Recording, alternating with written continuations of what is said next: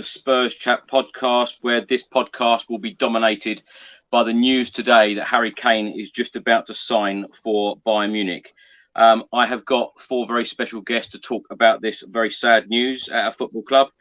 We have got back with us Josh Hughes from the Daily Mail. Josh, how are you? Yeah, pretty devastated, to be honest, but otherwise okay. Yeah, it's a hard one to take, isn't it? We've also got Dave from the Irish Hotspur YouTube channel. Dave, how are you?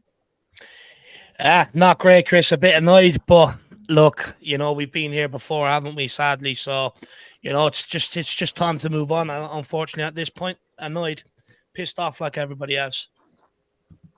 We've also got channel regular Craig Dimon back with us. Craig, how are you? Bloody marvellous. Yeah, it's this is probably going to be the hardest one of these I've ever had to do, and hopefully the hardest one I've ever have to do. It's not a good day. And we've also got channel regular Gareth McGuinness back with us. Gareth, how are you? Exhausted, Chris. It's been a long day, back and forth and reading through lots of tweets and stuff and trying to figure out what's happening. So it's been a tough day, but kind of in a way, I'm sort of glad it's over. Not obviously the outcome we wanted, but we can sort of move on now a wee bit and we'll discuss it. But I was exhausted reading through all those tweets and sort of keeping my hopes up. 1 minute he was going to stay, and then obviously hearing the news, my heart's been broke 4 or 5 times this week, between thinking he was going to stay and then he was going. So very, very difficult, Chris, but we have to try and get our heads around it. Well, the very latest information on the Harry Kane situation, Fabrizio Romano has just tweeted Harry Kane has been given permission to travel to complete his medical test ahead of the Bayern Munich move. Bayern Munich are increasingly confident to get the Harry Kane deal done on Friday, as positive round of talks with players camp took place tonight. It is all about final details now. Josh, are you surprised by this? Because it's very clear and evident that Harry Kane wants this move. It's very clear and evident that Tottenham Hotspur did have a price for Harry Kane. They want to sell Harry Kane. They want money for him. Where does this leave us? Yeah, I would firstly just like to say, kind of before anything, I remember when Harry Kane came on against Hearts, we won 5-0. This was, I think, the second leg of, I want to say it was Europa League qualifying 2011, 12, just at the start of that season. And I was there for Shakhtar. We also scored 5, Kane this time scoring 4 of them. So it kind of, in that time, becomes the club's all-time record goal scorer. Has given us so many memories down the years that I felt like we were always going to come to this point. But I think the manner in which it's happened is a really, really tough one to take for us Spurs fans. Because, look, I'll be honest, at the end of that, in fact, throughout that Shakhtar game, for me, something didn't quite seem right. I don't know if I was reading into it, and I think that there was a lot of, could this be the last time I ever see Harry Kane in a Tottenham shirt? All of this type of stuff. And so I started really over-analysing his body language. When he scored those 4 goals, he turned his back on the crowd straight away, did not acknowledge them, did not, clap the fans, did not smile at the fans, any of that. The only time he acknowledged the fans was this sort of half-hearted, kind of weird little jog thing that he did when he was substituted. And then at the end, where he was surrounded by none of his teammates, he went off by himself, came down to the south stand, to the Park Lane, applauded, went right the way down to the other end, did a few waves, clapped. I thought maybe I was thinking too much into it. I'd heard that a deal would be likely done for around this sort of price, the sort of almost 100 to 100 million pound mark, including add-ons. I was led to believe by a few people that this would be the case. However, given the previous Bayern Munich bids, I wasn't entirely sure that they would reach that fee. And I think, similar to what has been said already, that ramping it up tweet, and then I felt stupid for thinking what I thought after the Shakhtar game. Then the reports, that obviously he's seemingly very open to staying at the club, but clearly this was an offer that he feels he can't turn down. I'm devastated. I'm devastated to lose the greatest player I will probably ever see in a Spurs shirt. Maybe there might be, in fact, I'm sure there will be more to come, but when it's like the first, your first love, isn't it? It's kind of like I wasn't alive for Hoddle and Greaves, or Gaza, but I know Harry Kane and I knew Gareth Bale, but for Harry Kane, it was different because this guy bled Spurs. So I guess, it's like it's a complete end of an era kind of moment. It's a sliding doors moment. The thing that really annoys me is the fact that we were led to believe that he was not for sale under any price. We were led to believe that,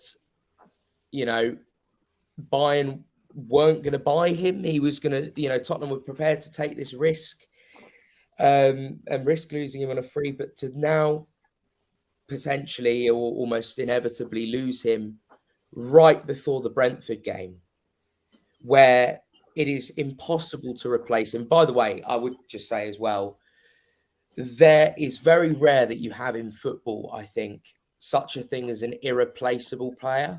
Harry Kane is one of those very, very few that is completely and utterly irreplaceable, because no other player of his quality plays in a team that is of our level. And that's not to belittle Tottenham in any way, but these types of the biggest irreplaceable players play for the biggest clubs in the world, of which I think we have always had the potential to become, but are currently not there. So I guess, finally,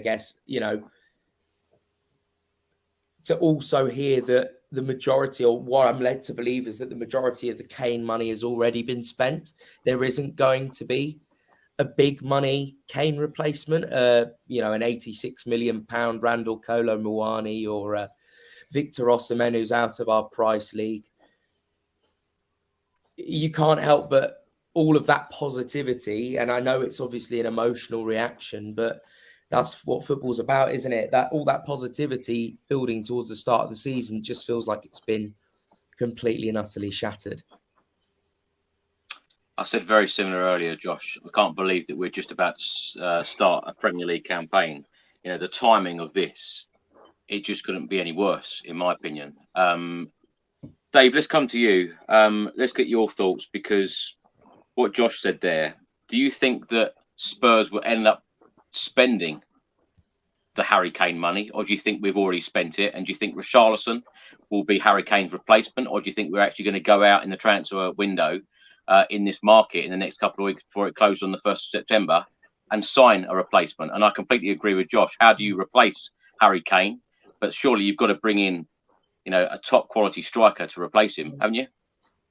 Look, you have to, in my opinion. The likes of this Gif Orban guy, I get it, young with a lot of potential, but we already have stockpiled some players like that already in and around the academy and stuff like that. What you need, and what Ange Postecoglou needs, and what Tottenham needs, is someone at the top end ready to put the ball in the back of the net.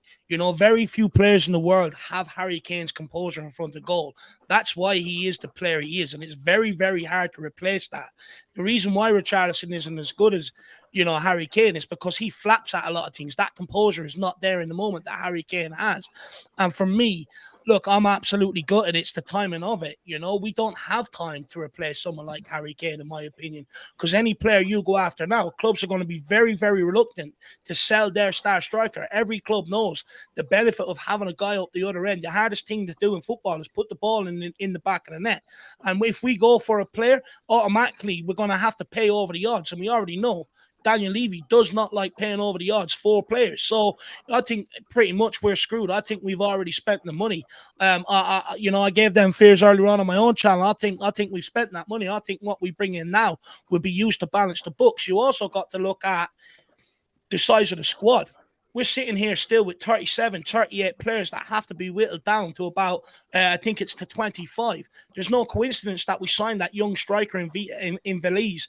No coincidence that we signed Ashley Phillips as well, because these guys do not have to be registered in the squad.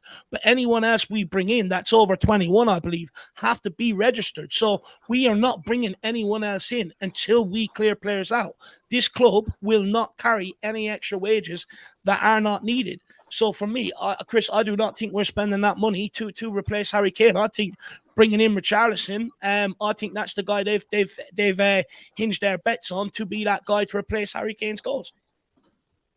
Dave, is it right for Tottenham Hotspur to sell Harry Kane, or would you have liked to see him be at Spurs for this current season and then leave on a free transfer next summer? Look, for me, Chris, I think I would have took the gamble personally. At some point, if we want to become one of the big clubs and we want to compete, we have to stop selling our best players to these guys. And at some point, we have to try and take that gamble. And for me, with Harry Kane being the player that he's been, our best ever player in a Tottenham jersey, for me, it's a better time to take this gamble than ever before. And I would have took that gamble. There's always reports out there that he really likes Ange. He likes Ange's style of play, and he's going to score a shed load of goals in Ange Postecoglou's team. And for me, Tottenham with Harry Kane excels the process of this rebuild. Tottenham losing Harry Kane, regresses it for me back another couple of years, because what I see going around is that a lot of people think we're just going to seamlessly replace Harry Kane's goals because of Ange Postecoglou's system, and that a lot of other players are going to step up. But when you look at it, at Celtic, Ange Postecoglou brought in Furuhashi, who was scoring 30 goals a season, and got rid of Gakamakis because he could not bag that amount of goals. So Ange Postecoglou's system relies on a guy at the top end who can score consistently. So for me, I think, I don't think Ange Postecoglou will be too happy sitting there right now. I think he's sitting there, stunned tonight just as much as we are with the size of the job ahead of him, because we're now in a situation where we're still conceding the same amount of goals at the same rate we did last season, but now we're taking out 30 goals out of that team.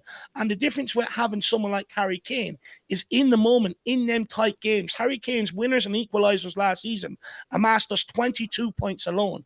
You take that out of that team, that puts you just above the relegation zone.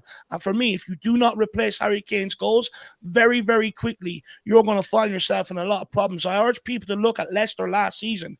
They lost Schmeichel, huge influence in the goals, captain of the club, but also Jamie Vardy stopped banging in the goals. And look at what ended up happening to them, despite all the other talent that they brought in, that they've had, that many Spurs fans have wished that they said they had wanted. So for me, if we do not replace Harry Kane, expect to struggle this season. I get it. Tottenham will always move forward. We've lost class players before. But the difference was with building this stadium, diversifying all the different revenue incomes that we do with Spurs Play, the Skywalk. We've got 2 club shops in and around London, increasing the amount of match day revenue that we can bring in by building a new stadium. We went 3 months without a transfer window to sacrifice to be able to put ourselves in the position to be able to keep our best players. That was the whole reason behind regenerating the club, regenerating the stadium, the training complex, bringing in all this revenue so that we could start competing with these clubs and we could keep our best players and build around them. And for me, now the whole project sort of just seems pointless. I'd much rather be back at the Lane, because we're just acting like we were at the Lane by selling our best players, and it's not what we were sold the dream of when we were told about this stadium rebuild. David Ornstein has just tweeted about Harry Kane and said Harry Kane has reached an agreement to join Bayern Munich from Tottenham Hotspur. Personal terms in place for 30-year-old to sign 4-year contract. England captain awaiting green light from Tottenham Hotspur to travel for medical and complete the transfer. Craig, how does that make you feel? Sick. I must be honest, just stunned, sick. I said on here last podcast, and I've said for the last couple of weeks while these rumours have been ramping up, I just don't understand it. I don't get it. I don't get it from... Look, let's go back to June or whenever it was when these rumours about Bayern first reared their head. I must admit, I just ignored them. I thought it was just media paper talk. Harry Kane said in an interview with Gary Neville, and obviously things might have changed, but he had no desire to play abroad, let alone Bayern Munich. So for that, you know, that's a pretty bold statement, and I can't see him changing that. I don't get it. He quite clearly wanted Shearer's record. Now, people say that's not a trophy, but somebody asked Alan Shearer that recently. Would you rather have your Premiership winners medal or your Premiership all-time top goal scorer award, or status? And all his answer was, I'm paid to score goals. So, Kane might be different, and it's just today. It's like Gareth said off air. It's like I'm just knackered because you read Twitter or whatever, and you're up, you're down, you're up, you're down, you're up, you're down. And for me, a lot of what Dave said there made total sense, and I agree with.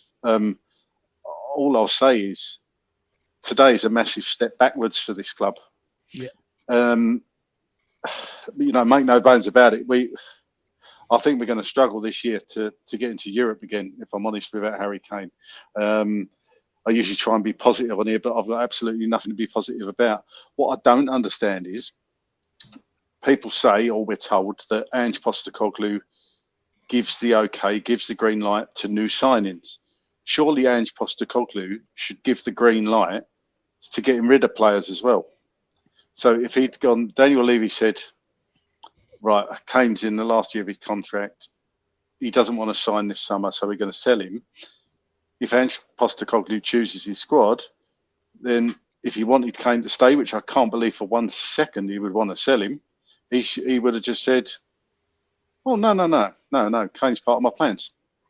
So this is Daniel Levy again making that decision and not giving the manager the tools. I know I've never come on here, I don't think, and said, I want ENIC out, I want this management out. I'm kind of the mind that I've always thought, I just want them to be better. I just want them to do things better. I want them to change. But now I'm at the point, I've just had enough of this. I've been sold this lie since 2000, 2001 when they joined. And you believe every year, I think, no, this year they're going to change because they got it wrong before. Surely they've learned. Surely they've listened to the fans. Surely they've seen their mistakes.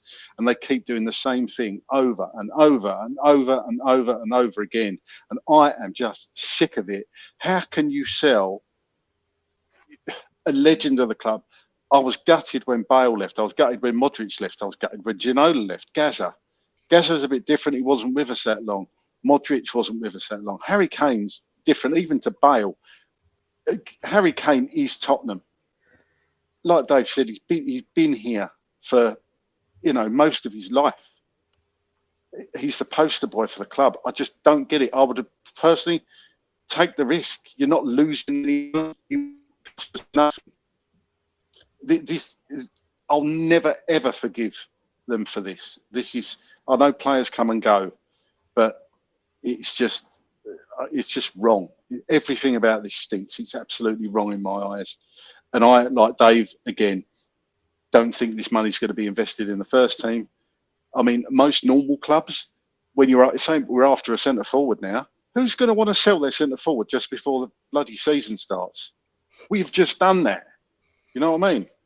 It's just bloody ridiculous. And I am absolutely fuming. Absolutely fuming. But as for Kane going to Bayern, as I say, I've never understood that because look, I love Harry Kane to bits, but I'm not going to suddenly go and watch Bundesliga games. The only time I'll see Harry Kane is playing for England now, because I've got no interest in Bundesliga. And to be honest, I've got no interest in how Harry Kane's going to be getting on in Germany, if I'm brutally honest, because all I care about is Tottenham. And that is the God's honest truth. I don't wish any harm on him or anything. He's a brilliant guy. I hope he does come back Monday. I've got no interest in the Bundesliga or Bayern Munich or what Harry Kane does week in, week out. I'm sure we'll hear about it because it will be all over Twitter, but it's just, I'm fuming. I'm absolutely fuming with it. I'll let Gareth have a say now, but I don't know what else to say, Chris, on it. I just wanted to ask you, what could Postecoglou have done here? Because Harry Kane clearly wanted to go. Yeah, I get that. But a lot of players want to leave, but they sign contracts. And people say Harry Kane's been loyal to Tottenham, and you could make that argument. But Harry Kane signed a contract as well. Let's get it right. He signed the contracts, and for most of that, he was happy until Pochettino left, and he was happy under Jose, and then he had the flirting with City, and obviously I get that why he wanted to move on with the Nuno debacle. I think you just get to a point in a club, and Harry Kane would know his status at the club, and you suddenly become not bigger than the club, but you become essentially that club, and Harry Kane is our club. And I think I don't think that's lost on him. I don't think it'll ever be lost on him, but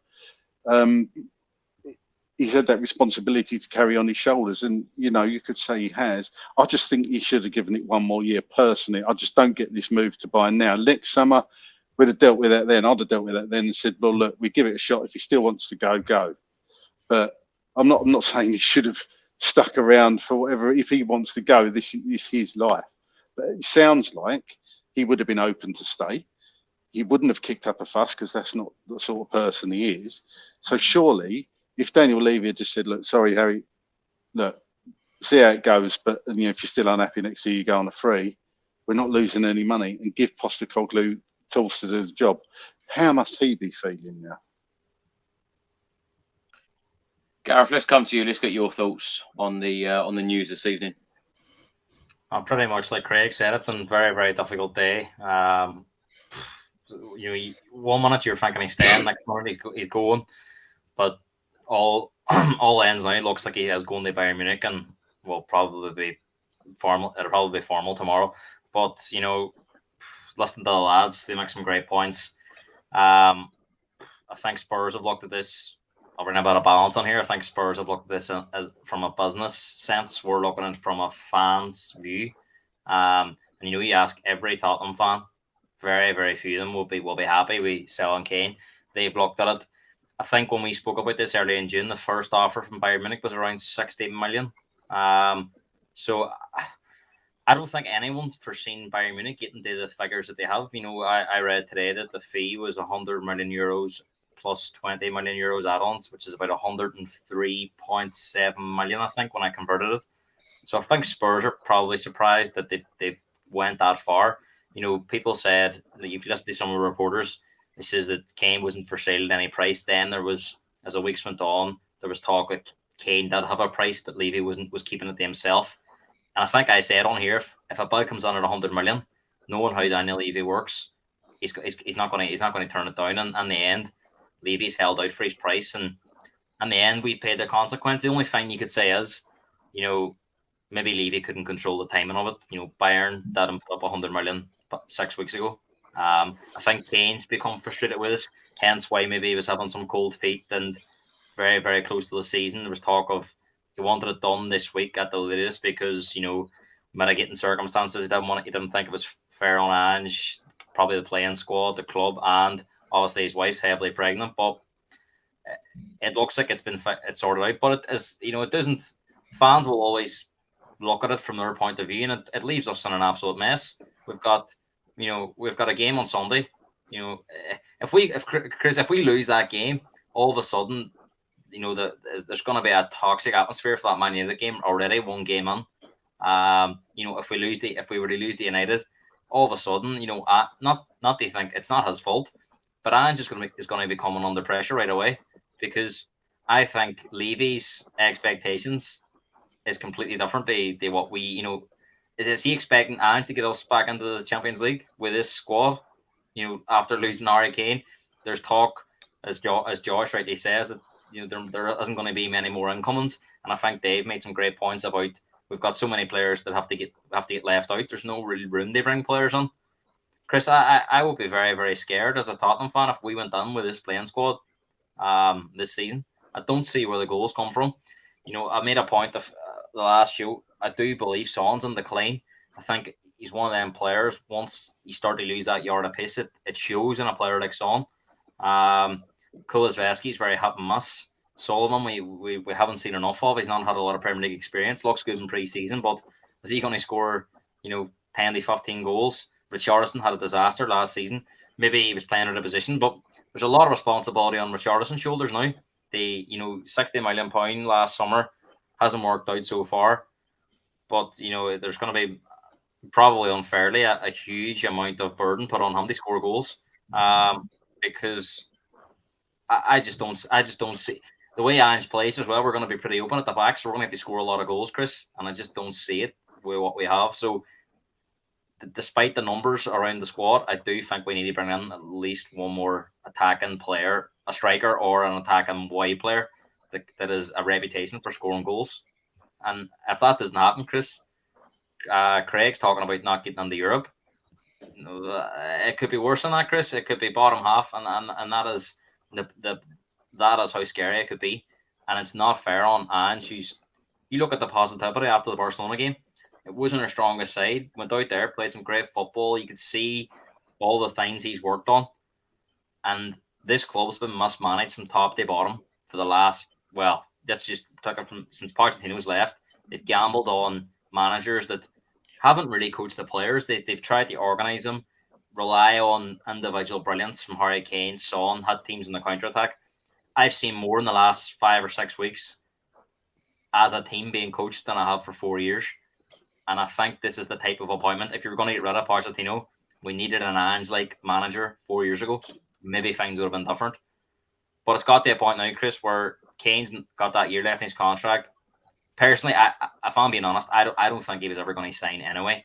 But to me, it's not my money. I would have preferred to see him stay for another year anyway and just let him go free next year. But I think they were worried about him possibly maybe signing for another English team. And then only time will tell. But if he was to sign for a Chelsea or Man United next summer, would the club have come under as much pressure as it would now? It's very easy to sit here and criticise. And as much as I am criticizing, I'm trying to be balanced as well. Levy and the owners would have been absolutely crucified next summer if he went and signed for Chelsea on a free transfer and teamed up with Pochettino. So there's lots of different ways you can look at it. But personally, I would have gambled and let it run another year. But we are where we are now, Chris, and it's very hard to even. I can put myself on the players' point of view, Ange's point of view. It's going to be very difficult for the players to get focused for Sunday because Harry Kane's a massive figure around the club. It's a huge distraction. And there's going to be a bit of baggage around that. So there's going to be a lot of players probably questioning as well when your best player's leaving. Well, what's the plan? So it's not going to be an easy dressing room to handle. And Ange just walked into a very difficult situation that's just literally been set on fire now. And it's a massive, massive test of someone who's not used to dealing with these. For as much as I like him, he's not used to this kind of situation where this is the first sort. Obviously, Celtic's a big club, but it wasn't in this type of situation at Celtic. And the expectations for me are far greater than what should be expected now. Personally, if we go on with the squad, Chris, making Europe of any kind would be an achievement. It just seems incredible that we sign a player like James Maddison and then in the same transfer window, Harry Kane leaves. Josh, what do you think, if anything, would have kept Harry Kane at the football club? Because clearly he wants to go to Bayern Munich, but what would have kept him? Because we've spoken a lot on this channel recently, you and I, about the transfer window and about Spurs showing real ambition in this transfer window. We've left it, until a few days before the season anyway to get the likes of Mickey van der Ven over the line. Had Spurs would have started the window when we signed James Maddison, had we have bought a couple of centre backs, and Harry Kane would have probably felt a little bit more confident about us actually challenging and doing something in the Premier League and perhaps going for one of the trophies. Do you think that would have kept him at the football club, or do you think it was always going to be that he was going to leave this summer? The club clearly wanted to cash in on him. And the other point I wanted to make is if you as a fan felt confident that £100 million that we're going to get for Harry Kane, if the club come out and said, don't worry, this £100 million is going to be spent on the pitch for reinforcements on the pitch, would you feel more comfortable about it? Look, I think we've got to be real here. There was never, ever a guarantee of him staying. Even if we'd gone and bought centre-backs in, we can't fool ourselves here. We could have bought Mickey van der Ven, we could have bought Tapsoba, we could have had a very ambitious window and had no guarantees of keeping him, because if his mind wasn't here at Tottenham Hotspur Football Club, But would he have felt better, Josh? Because I try and be as positive as possible, and a lot of people criticise me for being positive. But when I look at the Spurs squad, even with Harry Kane in it, I don't think we're anywhere near a top four side. Yeah, look, of course it may have been better, but I think we also cannot underestimate just how damaging last season was. We were at a point where, you know, I always think back to the overlap. The overlap interview always gets mentioned, right? Where he said, if the club matches my ambition, then I would be happy to stay. You know, and time after time, the club has not matched his ambition. Just spending money, just getting the wallet out is not ambition. Ambition is getting the right players, recruiting the right people to bring the right talent in. And I'm not criticizing our recent recruitment, because actually I think it's been pretty good.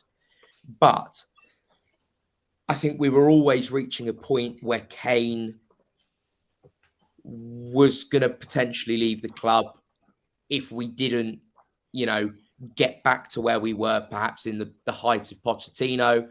If we hadn't won a trophy at this point.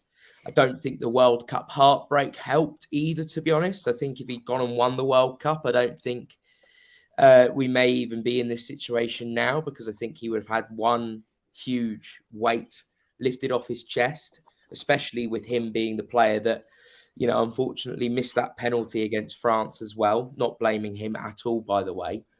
But I think what I'm looking at is, you know, to be honest, it's all hindsight. And of course, hindsight's a great thing. But what I care about now is what we do going forward, what we do going beyond this, right? And for me, absolutely no excuses at all. Centre-backs should have been budgeted for.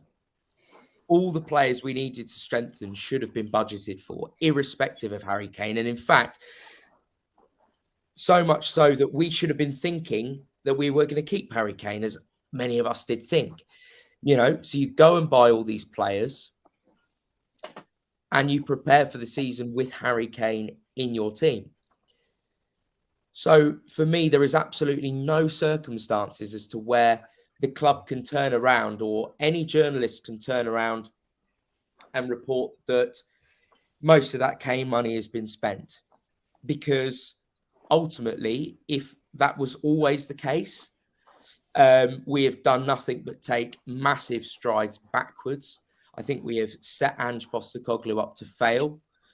I think, you know, and I'm so hopeful of what Ange can do. I'm really, really positive about Ange, irrespective of Harry Kane. I believe he is capable of doing amazing things at this football club. But I highly doubt Ange Postecoglou would have wanted to join Tottenham Hotspur if he knew that Harry Kane was going to be sold and his budget was going to be purely the money made from Harry Kane. As many other managers have rejected us before Ange Postecoglou. And, you know, we know how long the lists of managers that we were looking at was.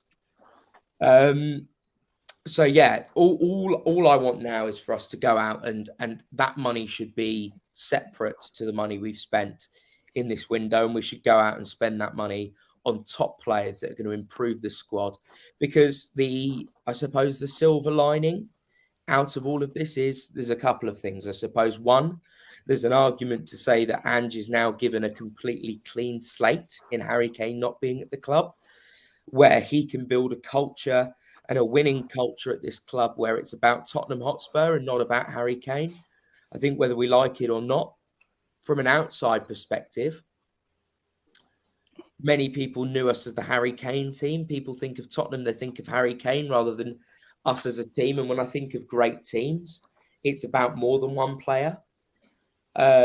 So there is that. And maybe, just maybe, and this is me trying to be as positive as possible, I suppose, maybe wishful thinking, it may be naivety too, but if we can go and spend that money, and I'm sure the board and Daniel Levy will feel immense pressure now from our fan base to spend that money.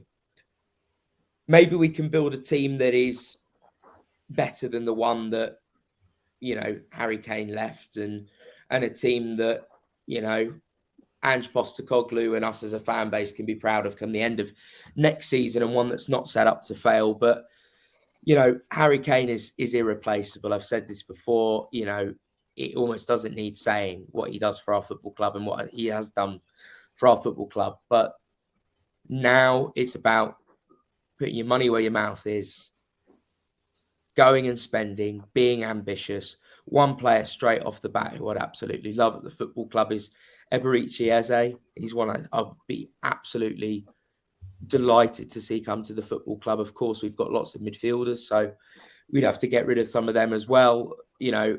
But players of that kind of ilk, where you're looking at players that are of a really, really good potential, really good quality already, but also super hungry, and you can see that in a player like Eze. We need to go and buy a striker. I'm sorry, Richarlison doesn't cut it. I like Richarlison, but his injury problems alone doesn't fill me with confidence. Dane Scarlett's not enough. Veliz is unproven and is young and is going to need time, even if we go for a striker like Gift Orban, who again looks very talented. But let's not forget, Laurent de Poitre was prolific in Belgium, came to the Premier League at Huddersfield, was an absolute disaster. There's no guarantees that a player that has had a year or two being prolific in a sort of, I don't mean it in an offensive way, but a slightly lesser league than the Premier League, or a less prestigious or high quality league as the Premier League, is going to succeed. I think we need to go for a far more ambitious name. That's not to say we don't go and buy an Orban, but we need a proper proven striker as well. You know, that's the way I see it. You know, we could have strengthened and should have strengthened earlier, but we are where we are now. We've got to look forward. 280 competitive goals in 480 appearances for Tottenham. That's probably why we have been known as the Harry Kane team in recent times. Dave, what positives do you take from this Harry Kane move, if any? I don't take any. I'm worried about heading into this season, if you want me to be brutally honest. A lot of people, for me, they seem to be sort of fluffing it off. But, you know, we're going to miss his goals. This guy amasses about 40% of Tottenham's goals. Taking that out of the team, I get the point Josh is saying. From an outside perspective, it looks like we're Harry Kane FC. But the reason why is because Harry Kane is our best player, and he's a player that wants to match the club's or the fans' ambition, which is to deliver silverware, which is to win trophies. It has never been about, you know, the managers that we've hired, regardless of what people think of a Mourinho or Conte. They're both winners in their own right regard, and they have done it everywhere they've been. Ange Postecoglou is another winner. It's never been about Harry Kane getting on with the managers. It's always been about the club matching the ambition. But when that back line is still more or less the same, and the squad is still more or less the same, the one that finished last season, therein lies why Harry Kane, you know, is on his way out the door today. It's about the ambition of the board, and what the board should have done is rejected this, held Harry Kane to his words that he wouldn't move after the Brentford game, and used Harry Kane to excel this rebuild and give Ange Postecoglou a chance. Look, the only positive I probably could give is that maybe in this system, compared to a Jose or a Conte system, you might not feel the loss of Kane as much. But to anyone who thinks we will not miss his goals, I think you're sadly mistaken. You got to look at the stats. Last season, we scored more from set pieces than we've ever done before. So you ain't going to, maximize much more out of that. People will tell you other players will chip in. Hoiberg scored goals last year. Bentancur scored goals. Wingback scored goals last year. Centre-back scored goals last year. Everyone's already chipping in as well. Are they going to chip in much more than what they already are in the Ange Postecoglou system? I would argue probably not. And for me, I just think, Ange Postecoglou is sitting there panicking right now. He's minus his 30 goals. The defence has not been sorted out. He's been played around all summer. He was asked before he even joined, what business do you want done?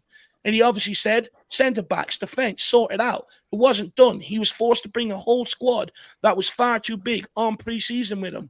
And then coming back, that squad is still more or less the same. There's been no progress whatsoever. And that's what has left us in this situation. And we are, for this season, for sure, are going to feel the benefits of selling Harry Kane. And I would argue it might even cost Ange Postecoglou his job. Me, I really respect Ange Postecoglou. I like what Ange Postecoglou is about. And, I wanted to give him the best chance going into this season to prove everybody wrong. But you just can't take them goals out of the team and expect him to go in with what he's got left and expect them to do better than what Tottenham finished last season. I think personally it's impossible. As Postecoglou has just been played about, and you got to look at it with Jose Mourinho and Conte, because of what they've won everywhere else, because of the reputation. The press were the last people to turn on them. They always highlighted Tottenham's problems before they went after Jose Mourinho management or an Antonio Conte management. With Postecoglou, the press are sitting there waiting to call for this guy's head to sack him, because none of them respect him. They don't think that he can make that jump. So he's not going to get that same grace period from the media. You look at the first 4 of our 6 games, they're away from home, plus Fulham away from home in the cup. We know what our form away from home has been atrocious. And who's bagged the majority of our goals away from home anytime we have scored or got points? Harry Kane. So therefore, I think the start of the season really, really concerns me. And if I remember correctly, we saw Berbatov before under one day Ramos. 8 games into the season, we were bottom of the Premier League table. We sacked them and we had to bring in Harry Redknapp. We could very well end up being in that same position again 8, 9, 10 games into the season. You cannot lose a 30-goal season striker without replacing them and still go in with the same backline we had last season. It is a recipe for disaster. Like I said, keep looking at Leicester City. No Vardy with his goals taken out. And they lost Schmeichel, and that backline wasn't the steadiest. Everyone thought they were too good to go down, that they'd claw back. It never happened.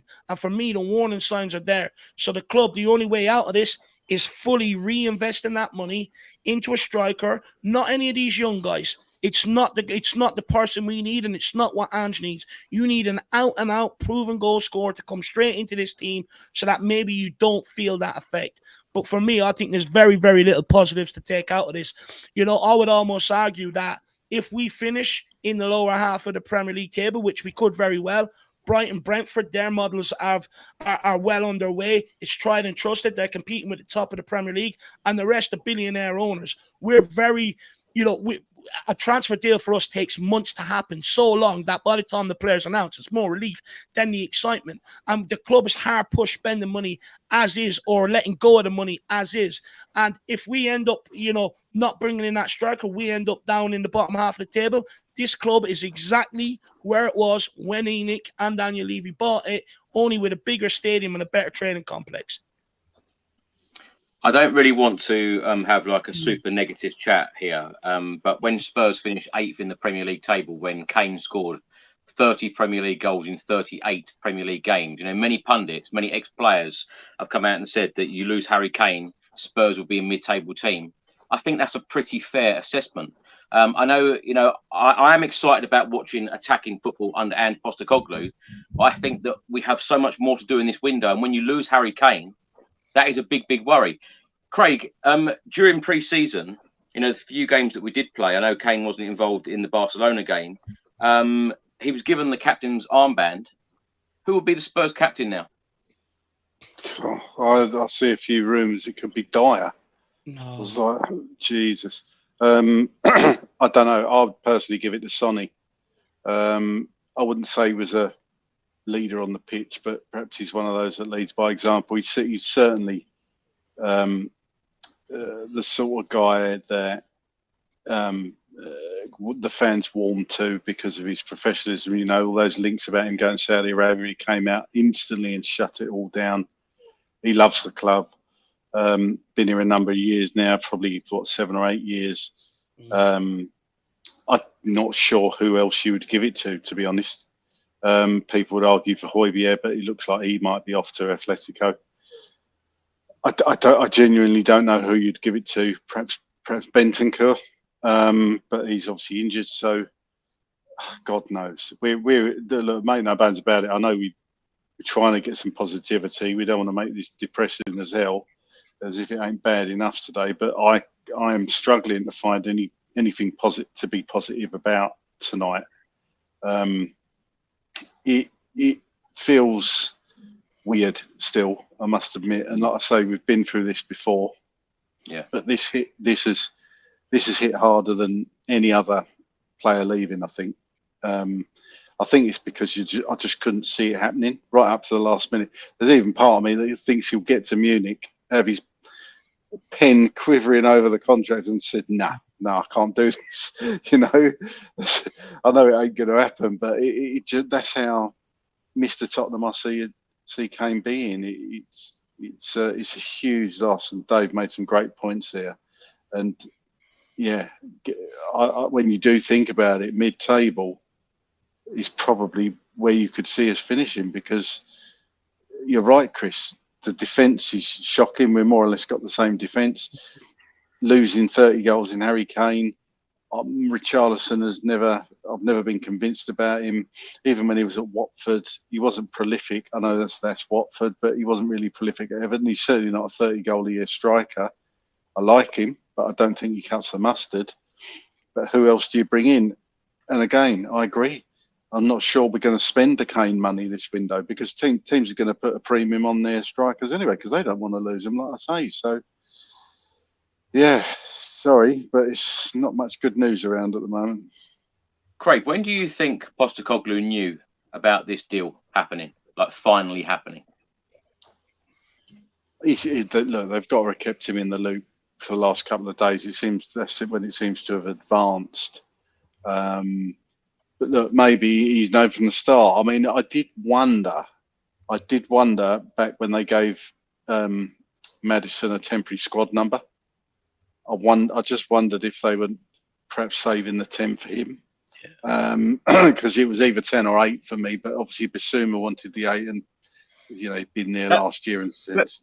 But won't that seem like really, really bad, poor timing again? Because Spurs have to submit the Premier League squad numbers. I think it is actually by tomorrow. So if Harry Kane literally leaves and that announcement comes out that Harry Kane has left for Bayern Munich, and then literally hours later, James Maddison, number 10. Won't that seem like really poor timing again?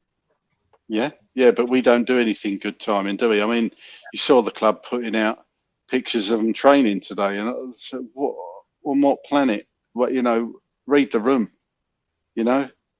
I don't want to see him pictures training, It's just unbelievable. I don't know how we get so many things wrong. It beggars belief. It beggars belief. But yeah, I'll go back to it. Maddison wearing 71 or whatever it was, bit weird. But I thought, hey, perhaps, it's happened before, isn't it? Gareth Bale was wearing 9 pre-season before. When he was before he got given Van der Vaart's number, I think it was. So it can happen, but it's just, you're right, Chris. It's just bad timing. Everything's just, it's just not right. This club, there's so many things that are wrong. They've got the pit, the stadium right. They've got the training ground right. They do a load of other good stuff, apart from the most important thing, and that's on the pitch. And for me, you don't sell your club record goal scorer 2 days before the Premiership season starts.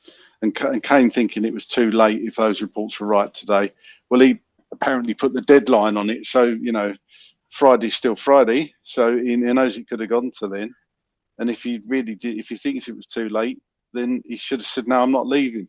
But why we've let it go on this far, I mean, it would have been quite an easy thing for Daniel to do.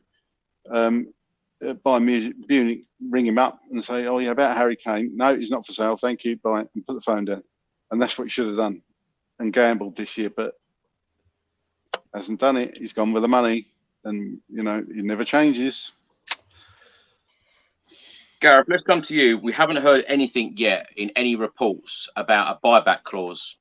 Do you hope that Tottenham Hotspur have somehow put a buyback clause in there, and would you like to see Harry Kane come back to Tottenham one day? Depends what it is, Chris. How can you put a value on Kane? And he's going to be there for at least 2 years, minimum 3, possibly 3. So, what would he be worth in 3 years' time? I think it's very difficult. They weigh up what kind of value. The only thing I can think of some sort of clause is if an English team comes in, then Spurs have a first refusal offer, but I don't see there being a value, because it's impossible to predict what he'll be worth in 3 or 4 years' time. I think Kane would very much like to come back in a few years' time, but Chris, to be honest, that's the furthest thing from my mind at the moment. Thinking about buyback, I'm thinking about here and now, and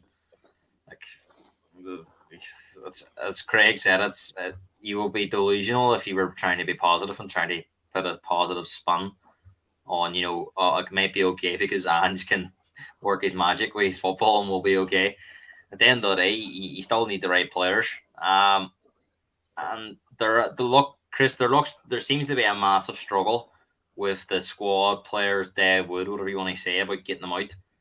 There's very little interest in them. And the bids that come in are very low. The teams that come in probably don't appeal to the players. Why would they want to leave Spurs in London? Fancy training ground, fancy stadium. And it pains me to say it, but it's comfortable here at Spurs. I don't see any desire to win. I don't see any massive pressure to succeed. All right, Conte might have set the place on fire with a few comments, but I don't see a will. We were speaking about it on the last podcast, Chris, about expectations. I don't see a will they want. I can't imagine Levy saying to Ange, within 3 years, you have to win a trophy. I think it's more about get us into European football and let's profit from and then build from there. And then it's just a constant cycle of maybe making top 4 1 year. All right, we'll drop in the Europa League this year, try and get back. No, because when we get into the top 4, there's no real investment to kick on. It's just about try and stay there. I've never seen one transfer window where Spurs have finished 3rd, 4th, and then spend 200 million. And I don't mean just spend 200 million for the sake of it, but like buying a top class or proven player and going I can see us kicking on now and let's push up the league. I haven't seen that. So, what is the ambition of Enoch? What is the ambition of Daniel Levy? What does he expect of Ange Postecoglou? And Dave makes a good point. I don't care how good the football is. If we lose our first 4 or 5 games, he's under serious pressure because we know what Daniel Levy's like. So I'd like to see him get time. But I do think any manager will struggle given this squad because you have to also factor in as well, Chris, if we're still stuck with all these squad players, only 1 game a week, there's going to be problems behind the scenes. We've seen it at Chelsea last season with Graham Potter trying to control a training session with 38, 40 players. He had to do an 11v11 game on one side of the pitch and then somebody else taking a 9v9 on the other side. You're going to get unhappy players and that's going to cause problems. So, Chris, I'm kind of thinking now, the one way to get the fans on side would be to start not cut. I suppose you can't really do that to the end of the window, but if we're going into the last weekend, a lot of these players looking like they're not going to move, then prepare to cut contracts and make room for new players to come in. Take a loss because if they're not going to be worth anything now, they're not going to play all next season. What are they going to be worth next year? So there's no real value in keeping them on if they're not going to be used. I mean, watch that game on Tuesday night, and for as well as Sanchez has done, because of how poor he's been, we still conceded 4 goals, and people were saying he did okay. And that's the kind of culture at Spurs about doing okay. He's not good enough. So, I mean, I think there was an offer on the table from Spartak Moscow for around 10 million, and then he decided not to go. So they've accepted a low fee. He decides, where's his options going to be? He's not good enough for a lot of European teams. Therefore, he's not going to want to leave. He's getting good wages here. He'd probably take a wage cut to go to another country like that. I think we're going to have a massive problem, Chris, of shifting these players. So I think the best thing to do is say to these players that get Ange to point out who he's got no intention of playing, and then cut the contract, make room for somebody else to come in because they've got the money from Harry Kane now, and he was our highest earner, so there's wages there to be saved as well. So we're going to see how much the club care, because if they're prepared to let us suffer next year and finish 10th or even below, there's going to be absolute turmoil at this club because they're charging them these massive prices, and we're nowhere near, Chris, nowhere near it, and we've just sold our best player. Even Melvin would struggle to be positive now. I can imagine. So what's to look forward to, Chris? The season starts on Sunday. Couldn't care less. I've no hope for the season unless something changes in the next few weeks. Because I just think Ange will try his best, but we'll struggle. We'll struggle to have a balance. Because from what I've seen in pre-season, although we've been impressed with going forward, we're going to have to score a lot of goals, and just losing a player like Harry Kane. How do we go forward? I don't know, Chris. Usually I have a lot of answers for you, but I'm really struggling tonight. I just don't see if these reports are right, and we're not going to replace Kane with players. I'm not saying we have to go out and buy a big striker. Even like Eze's been talked about. I think Eze would be a fantastic signing, but if we're not going to go out and buy attacking players, I just don't see what we have to get behind. Well, on Friday, Ange Postecoglou will have his press conference at Hotspur Way at 1 p.m. I think it's going to be very, very unfair on our new head coach, just a couple of days before he takes charge of our first Premier League game, to face all of the Harry Kane music, all of the questions, everything else that he's going to have. I think that it would be fair for the football club to actually put out a statement, i.e. Daniel Levy, to put out an actual statement explaining to every single fan why they've made this decision and how we are going to move forward as a football club. Because, going into the new season, people like myself, I'm going to Brentford on Sunday. I'm normally looking really, really forward to the new season, feeling really positive at this stage, going into the first game. And I don't feel like many people are looking forward to it. We could talk all night about this. I'm going to give you guys final two questions. Josh, let's start with you. Now, Spurs in the last 24 hours have been linked with Lukaku as a possible replacement for Harry Kane.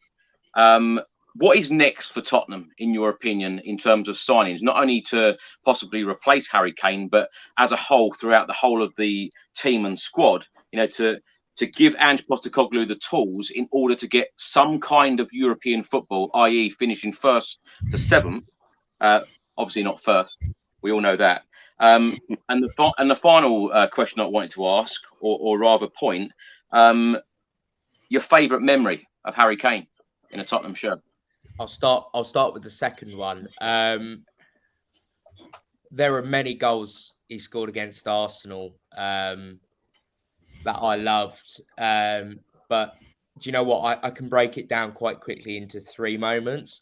One was that headed goal against Arsenal in his first full season where he was a starter. Unbelievable.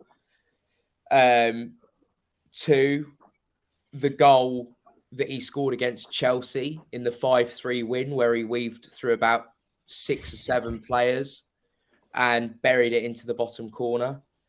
And my third memory is that Man City scuffed shot, a very typical un-Harry Kane-like finish to become our all-time record goal scorer. Those are my three memories of Harry Kane. I could name so many more. I mean, Dortmund away was a personal highlight as well. Goals against Arsenal, Chelsea, West Ham, you name it, he scored against them. But yeah, so that's my memories of Kane. And, any time where maybe as well that goal, I know he drew against them, but seeing the passion when he took his mask off and he does this kind of weird sort of celebration where he does this thing with his hand, and it's a very mundane celebration, I would say. But when he scores against Arsenal, all of that goes out the window. So, and then going forward, someone just asked me on Twitter actually what I would do to spend the money, and I said this. I said Randall Kolo Muani or Gift Orban, and Aymeric Laporte if he is available. If Laporte is available, you buy a player with that experience, a winning mentality. I think this is what Tottenham needs right now. Tottenham needs a striker, undoubtedly, but I think we also need another centre-back, and I think there's a risk in, and I'm all for us buying young, sort of somewhat unproven players with talent and potential to grow. We've always been kind of historically quite good at doing that, but I think we also now, in losing Harry Kane, we lose a huge piece of experience and leadership. So I'd like to see someone with a winning mentality who's been there and won stuff come into the club to help breed that mentality. I think all the best dressing rooms need a balance of youth and experience. And I think, Laporte would be a great example of that. And I know people say, oh, well, he might not be quick enough. He's not, he's not of course he's not Van de Ven. Of course he's not Romero, but I think we need an out and out defender in the mix as well. And I think if he is available, that's exactly the type of profile that you can bring into the club. And I would also just like to quickly say, because I know there's mention of who should be the Spurs captain. if we're going to have a new era at the club, give it to James Maddison. I know he's not been at the club for more than a few weeks, but I like the way he talks a lot. I like the passion he shows. I believe this is a player that wants to win and wants to achieve things. And it was very clear when he was at Leicester that he had these leadership qualities. I think that he had a bit of a bad boy image, and he's rectified that, really matured as a person, as a footballer. So if we're going to have a completely new era that begins now, post-Kane, why not give it to someone that is almost certainly going to be playing most games when fit, and someone that I think certainly speaks really well and can go into the media and say exactly how he feels. I'm a big advocate of James Maddison potentially getting it. I just feel like with Son, as good as I think Son might be, next summer we might be having this conversation about Son leaving the club, because we're getting to that end of the cycle with him as well, and with Dyer and with Davis and with the whole kind of era, that whole era of players that were under Poch. We're getting to the end of that cycle now. So I think best to go with someone that is going to potentially be there for a while longer. We all wanted a rebuild, though, Josh. I don't think many people would have liked it if you said Harry Kane won't be there on the opening day of the season, but the likes of Dyer and Sanchez will. It's disgraceful. It's disgraceful. If you're going to get rid of anyone, I'm sorry. And look, I'm sure Eric Dyer and Ben Davis, and I won't include Sanchez in there, because I think out of the list of players that we need to get rid of, Sanchez is probably one of the last names I would get rid of, purely because, I think the Barcelona performance showed that he can offer something, even if though I don't think he's good enough long term. Players like Dyer and Davis still at the club. I mean, it's not rocket science. They're not good enough footballers. They're just not. And I've said this to people before, but and I mean this, even with Sanchez, you could include them, say it was a back three. If Dyer and Davis and Sanchez were the back three for QPR or Watford, I don't think anyone would actually bat an eyelid. And that's not to say that they're not good enough to be Premier League footballers, but I don't think anyone would think, oh my God, what an incredible back line that is. They'd think, probably about right. So, yeah, for me, these players need to go. And I think it was a really good point raised, actually, about the bloating of the squad. We've still got far too many players at the club. So, for me, we need to be looking to bring players in, but we also need to be all hands to the pump at getting players out, whether that be loaning players out. I would even take the tough decision to rip up some contracts if need be. I'd rip up Ndombele's contract, for example. I would rip up his contract. I'd rip up Lloris's contract. I don't see the point. If you're not going to get a particularly big fee that's going to do anything, maybe in Ndombele you might get 10 million. Maybe that's worth it. But if you're not going to get any money, say for Lloris, if you're looking at peanuts, just cancel his contract, get him off the wage bill, get him gone. That's one player the less to think about. I think Tottenham needs to get ruthless now.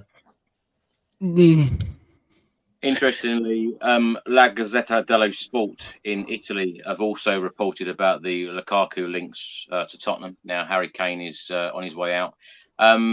Dave, what about you? What do Spurs need to do? And when I say need to do, in order to get a European spot in Ange Postecoglou's first season, and your favourite Harry Kane moments?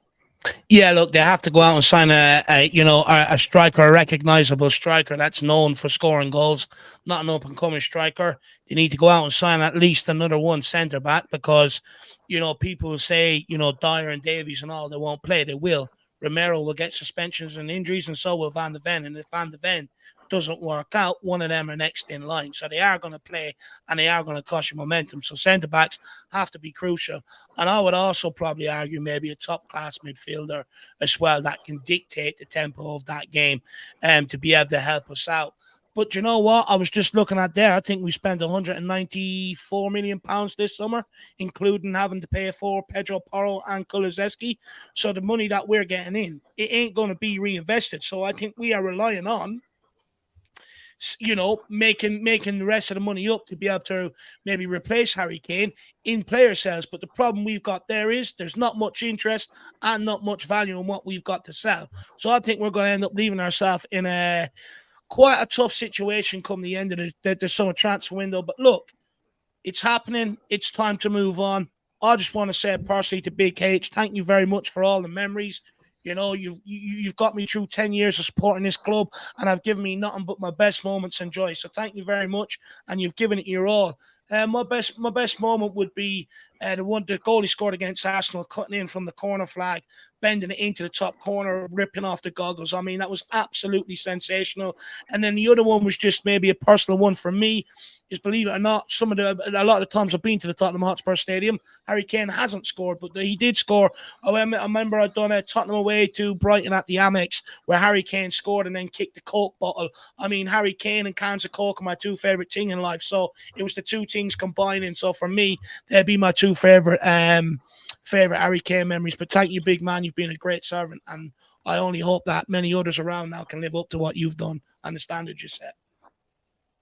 Craig, before you answer those two questions, of course, you were at the Tottenham Hotspur Stadium on the weekend against Shakhtar Donetsk. You'd have walked past the Harry Kane mural there. What do you think is going to happen to that? How long do you think that will be up there for? Yeah, so funny enough, I was just thinking about that a little while ago. No, I suppose he's got to stay, hasn't it? Really, because nothing's changed. He's our record goal scorer. He will always be one of our own, so I don't see any problem with that being left on the wall. Well, no, I don't think so. I don't see why he should get a statue. If he was a one club man, I mean, you give it to Ledley King over Harry Kane. If Harry Kane's going, you know, you take the statue away now. Oh, is he getting a statue then? I don't know. As far as I know, he's not getting a statue. Daniel Levy said to Cambridge University that he would be getting a statue. Yeah, if he stayed, I would imagine. I'm not sure. But wouldn't that just be a Tottenham thing to stick a statue of him up now next week at the back of the South Stand? Wouldn't it? Yeah, it would be. You could see it coming. Oh, Jesus Christ. What do we need? Well, we certainly need at least one more centre back, top quality centre back. If Højbjerg goes, do you need another midfielder? I'd probably take another midfielder if Højbjerg goes, even though I think we're bloated in that area as it is. And a top class striker. I don't know what's the score with Vlahovic. Is he still knocking about? Is he still a possible? Would he be worth going in for him? I don't know, possibly. I can't think of anybody else. Lukaku doesn't really excite me, I must admit. He would have done a few years ago when Inter Milan won the title, but he seems to have dropped off a cliff. Let's face it, though. Whoever we're going to be linked with, no one's going to excite you like Harry Kane. No, absolutely. And that's the trouble you've got. You know, that's the trouble you've got. He is a phenomenon. The only player that would excite you probably is Erling Haaland. Well, we're not going to get him, let's face it. I can't think of anybody else. Oh, Mbappe. But again, you're not going to get Mbappe. So who else is there? Up and coming strikers? No. You want somebody who's proven in a top 5 European league to bang goals in every season.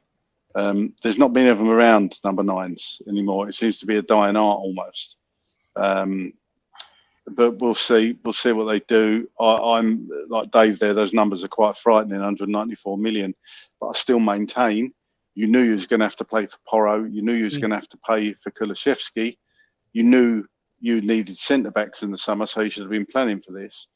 And, you know, they're getting 100 million in for Kane. They've put the season ticket prices, or they've put the prices up of tickets, which is obviously disgusting and as part of the protest next week.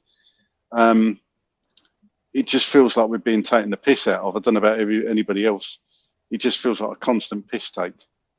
I'm just beginning to, you know, I'll try and be positive, but this is like, they've sold the crown jewels today, and I'll never forgive them for that. Absolutely never forgive them for that. Favourite memory of Kane, I have to say, it's probably because it's replayed on telly over and over again, but it is the one where he rips his goggles off. I know he ended up drawing that game, but it's such an iconic goal, and that vision. I remember that because I was watching it on BT Sport, and the stream I was watching on, when you watch it on your phone, it's a little bit behind live. And my mate rang me and he said, "Can you believe it? Can you believe it?" And I said, "What?" Because the goal hadn't gone in yet, and it went in as I was on the phone to him. So that was a really good moment. It just sticks in my memory. But I will also remember, I suppose the last goal he scored for Tottenham, even though it wouldn't count towards anything, was Sunday. And I was there, and he got took off, and I was going up the stairs because I was actually going to the loo, and I heard his name mentioned. I thought, I'm going to stop on the stairs and applaud like everybody else. And I remember him walking off the pitch, and I was thinking, is this the last time I'm going to see him in a Tottenham shirt? And it turns out that's exactly what it is. Look, I hope he comes back. I hope he hates it in Germany, and I hope he comes back in a year. That's the only thing that I'm clinging to at the moment. But what a player. We haven't done enough to build a team around him. You thought they would have learned a few years ago that you get a player like a gem like Harry Kane, you build everything around him and you do whatever you can to keep him, and they haven't done it. They just haven't done enough. And shame on Enoch, shame on Daniel Levy for doing that. Shame on the board, because that's exactly who I blame. Disgusting. It's not no way to run a football club. What about you, Gareth? Well, as regards the players coming in, Chris, if we had any ambition, we'd be looking at top players. The lad at Napoli plays off the left side. Can't really pronounce his name. The Georgian fella. Kavicha. Sorry, Dave, go ahead. Kavicha. He would be a top target. Whether or not they'd want to come to us is another thing, but at least show a bit of ambition. He would cost a lot of money. But that's the type of signing that would give fans on side if we were going for a player like that. Wrapped up the Italian league last year. Leao at AC Milan be another player I'll be looking at. But again, very difficult to get, but at least going for these players. I think Josh mentioned Miani. I think we need someone that's proven scoring goals, if not in the Premier League, in Europe, that scored in the Champions League. Someone that's got that top class ability. Like, you're talking about our favourite Harry Kane moments. For me, it was just having him, Chris. You even when games were running struggles, you always felt Kane could do something special. He's a world-class footballer. And we've always had world-class footballers. And for the first time in a long time now this season, unless something changes in the next few weeks, we don't have one. Son's got world-class ability at times, but he was never as consistent as a Harry Kane. And I think, as well, as I said earlier, I don't expect Son to be at the level he was at a few years ago. And I think he'll suffer as well, because he's obviously very, very close to Kane, and they have this amazing relationship on the pitch. So that's going to be difficult. But I'd be looking at Eze at Crystal Palace. I think he'd be a fantastic signing. I think Dave makes a fantastic point. We're a midfielder short of top quality, because Madison's going to play further up. I think Basuma's top quality. We need an 8. Lo Celso's look good at times, but we'd be fools. They hang their hats on him. Skip and Sarr, they've looked like they've improved, but I just think it's going to take time for them as well. I'd like to see someone to come in with more pedigree. Bentancur, if he was fit, he would be in the team all day, but this ACL is no guarantees, Chris. He's going to come back the same player. As regards to the captain, I think Romero would be a great shout. He is rash, but he's passionate, and I think he's one of the few players that shows passion. Hammer Bentancur for me would be choice for captain. But Chris, need to do something in the next few weeks, or it's gonna be hard, because, as I said at the top of the show, we're really short, and I'm very, very worried if we're not gonna be backed properly in this market. Fear for Ange, and a fear for the fans too, because we've had so many poor seasons. And even that finishing in the top four in their Conte peppered over a lot of cracks. You got to tune into some players. Football wasn't great. Son was on a hot spell. I don't think it was sustainable. So take out that sort of money run under Conte for sort of January. They may like football's been awful. They watched for 4 years, Chris, and now we're losing our best player. Gareth, as well. We obviously got to the Carabao Cup final in 2021, but you got to look how we got there, right? We got a bye against Orient. We beat a second string Chelsea team on penalties, and then we beat Stoke, and then we beat a 10-man Brentford. So we only played 4 games. So underwhelming, and underwhelming. It's been like that for a long time since Pochettino left. So yeah. Look, the one positive I have, Chris, is I've got a lot of faith in this coach. I think he's going to do a lot of good things, but it's just going to be he's starting behind. He came on the mess. It's an even bigger mess now. We can't even and I'm sure when he came into the club, Chris, there was probably a conversation that Kane, it was never guaranteed he was going to stay, but I don't think he would have banked on losing him on the eve of the Premier League season. He's been involved in all the pre-season. He very much says he believes Harry's here to stay and stuff. So it's kind of wrapped that up.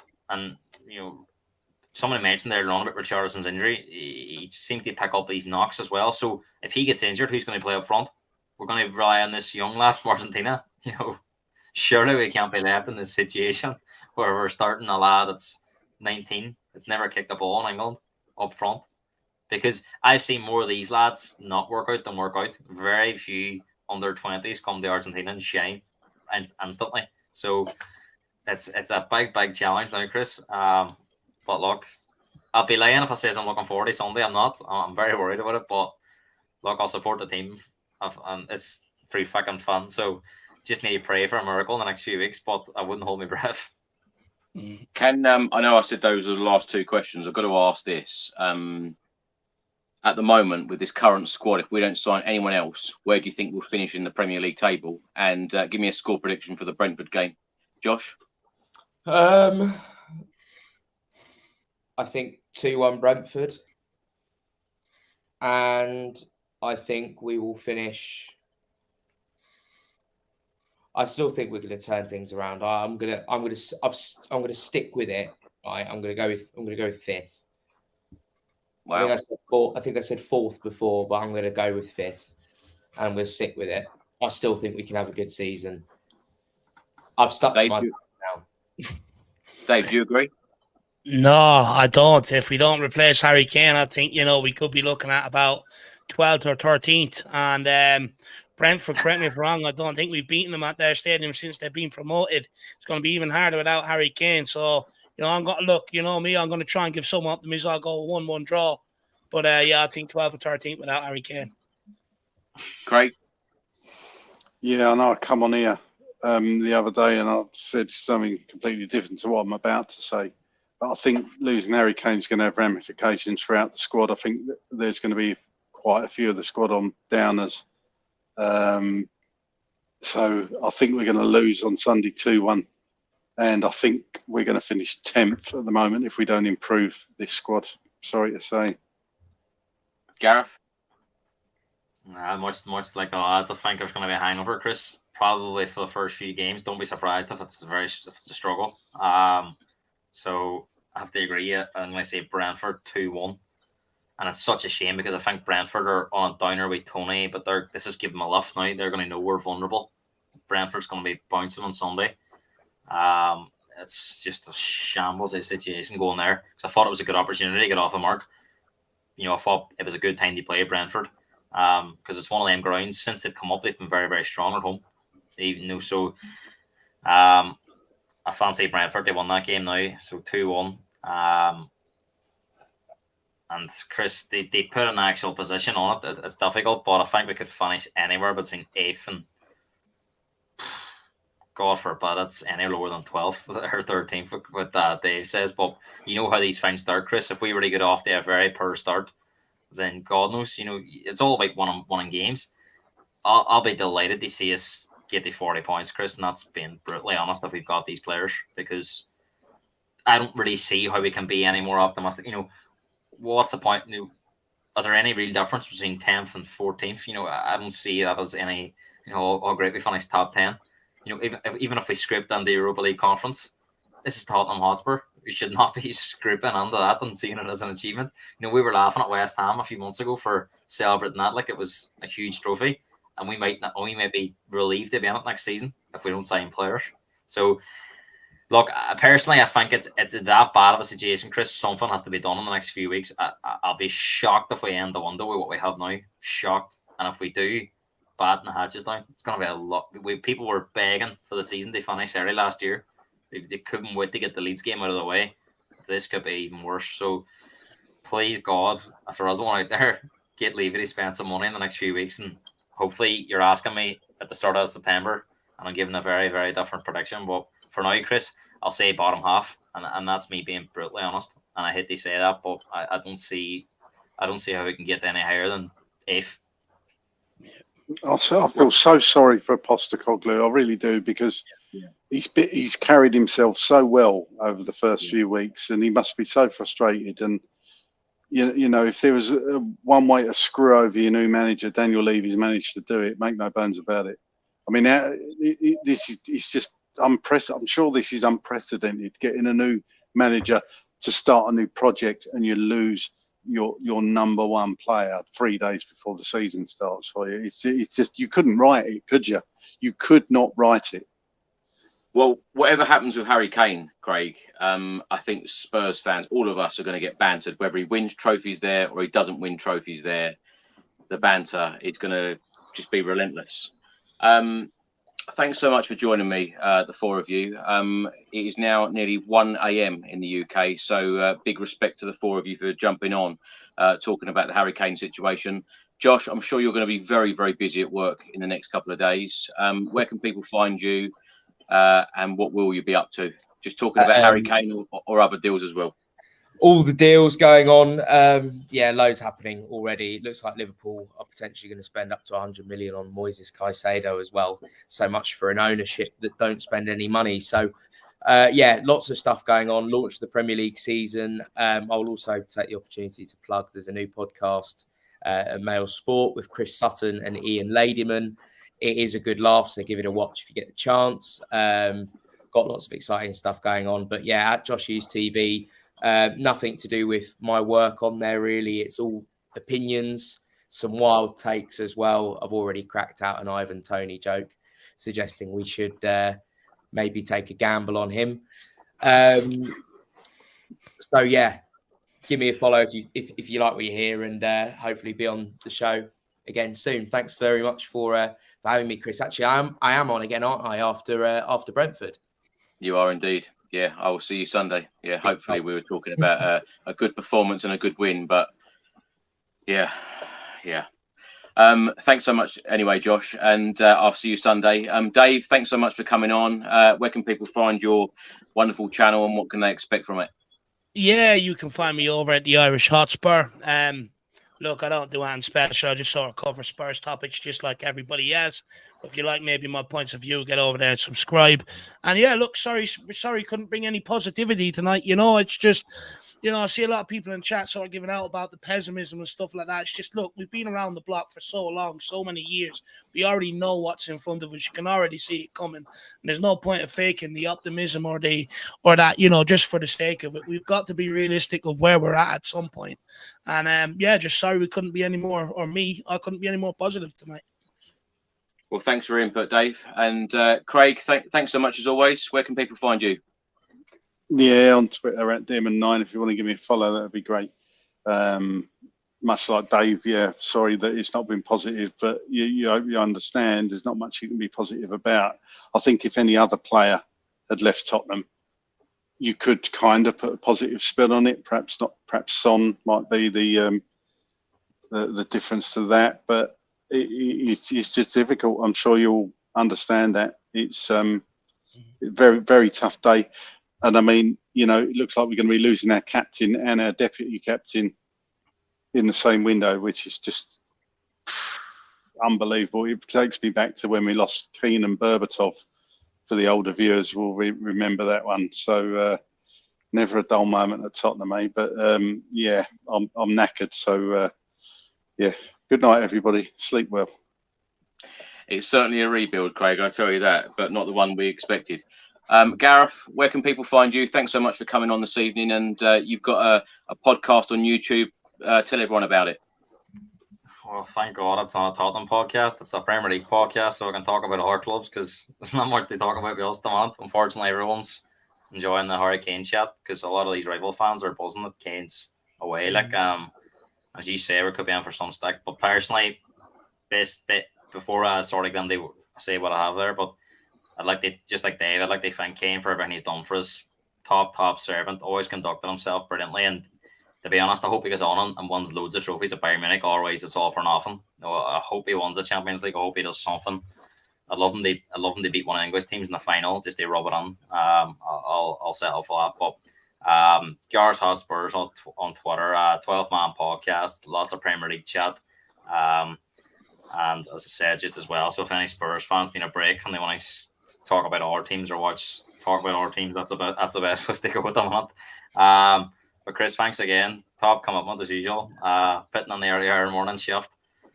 Good luck on Sunday as well, boys. I'm not jealous one bit. I'm on that podcast after Brentford because I think it's going to be a tough one. But hopefully I'm wrong, Chris, and we get the 3 points and we can build from there. Come on, you Spurs as usual. Well, whatever happens, I'm sure Josh will give us some positive thoughts after Sunday's game. Josh, Dave, Craig, Gareth, thanks so much for joining me this evening and this morning. Thanks for watching, everybody. Thanks for listening. And we will see you again very soon. Tomorrow, no doubt, talking more Harry Kane news. And, of course, we will see you Sunday after our first Premier League game away at Brentford. Until then, come on, you Spurs.